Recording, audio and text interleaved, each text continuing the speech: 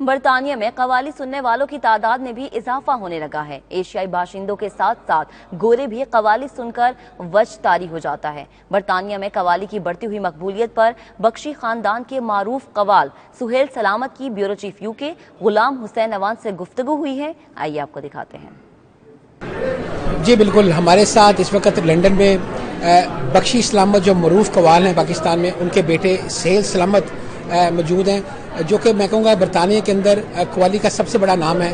کوئی اسٹوڈنٹوں کا فنکشن ہو، کوئی ڈیسپورا کا فنکشن ہو، پاکستان ہائی کمیشن میں ہو، ہر جگہ پر ہمیں جو ہے وہ سہیل سلامت ہی نظر آتے ہیں، جو کہ پاکستانیوں کی میں کہوں گا یہاں پر قوالی کے حوالے سے بہت زیادہ ان کا نام ہے، بڑی خدمت کرتے ہیں۔ ان سے پوچھتے ہیں کہ آج کا یہ ایونٹ جو کرنے جا رہے ہیں اس میں کیا سنائیں گے؟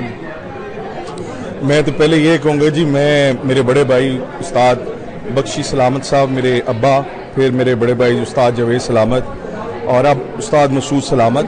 قوالی تو وہ لوگ کرتے ہیں، میں قوالی نہیں کرتا ہوں، میں کوشش کرتا ہوں، ابھی بھی سیکھ رہے ہیں اور آہستہ آہستہ کر رہے ہیں۔ اور باقی رہ گئی آج کے ایونٹ کی بات، بس آج ہم بہت سارے کلام کریں گے۔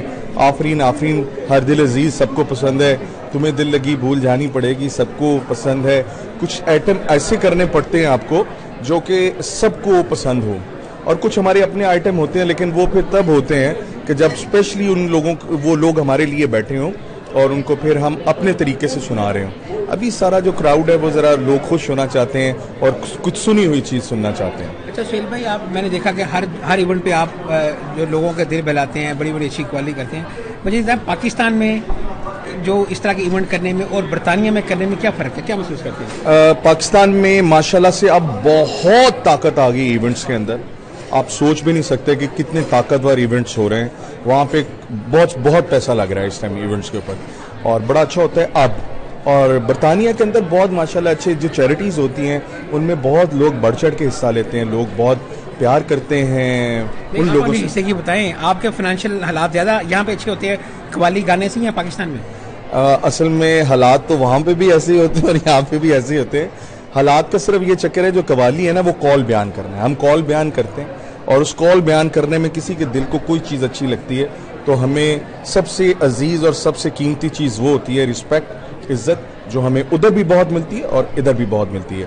باقی اگر آپ دوسری بات کریں تو یہاں پہ ماشاءاللہ سے الحمدللہ اچھے پیسے مل جاتے ہیں۔ ایک مخصوص گھرانے ہیں جن کے قوال جو ہے وہ چلے آ رہے ہیں، کیا پاکستان میں کوئی فقدان ہے ایسا کہ جہاں پر کوئی ٹریننگ انسٹیٹیوٹ نہیں ہے تاکہ لوگوں کو، جس پہ کوئی نئے لوگ بھی قوالی کی طرف ہیں، ایسا کیوں نہیں ہوتا؟ نہیں، بالکل ہے ادھر اور بہت سارے قوال آ رہے ہیں۔ اصل میں چکر یہ ہے بھائی جان کہ وہاں پہ سپورٹ چاہیے، کوئی ایک آدھ ایسا بندہ آپ کو مل کے آگے سپورٹ کرتا ہے تو پھر آگے ہوتا ہے سارا کچھ۔ کوئی نہ کوئی کہیں نہ کہیں کسی نہ کسی کو سپورٹ کر رہا ہوتا ہے تو وہ سارا بڑا اچھا جا رہا ہوتا ہے۔ پاکستان میں بہت قوال ہیں، بہت اچھے قوال اٹھ رہے ہیں۔ ہم لوگوں کا ماشاءاللہ سے بہت پرانا گھرانہ ہے، کوئی 600 سال سے ہم لوگ ہیں۔ میوزک تو نہیں ہے لیکن ہمارے ناظرین کے لیے ایک چھوٹا سا کوئی جو ہے گل گنا دے ذرا۔ ندرے سا سا سا سانی سانی، ندرے سا سا سا، ندرے سا سا سا سانی سانی، ندرے سا سا سا۔ آفرین کا ایک تھوڑا سا۔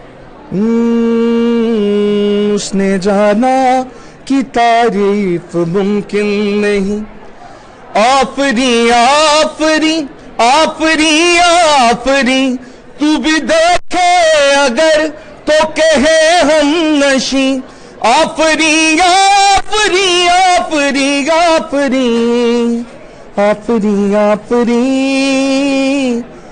آفری۔ بہت شکریہ، بہت شکریہ بھائی جان۔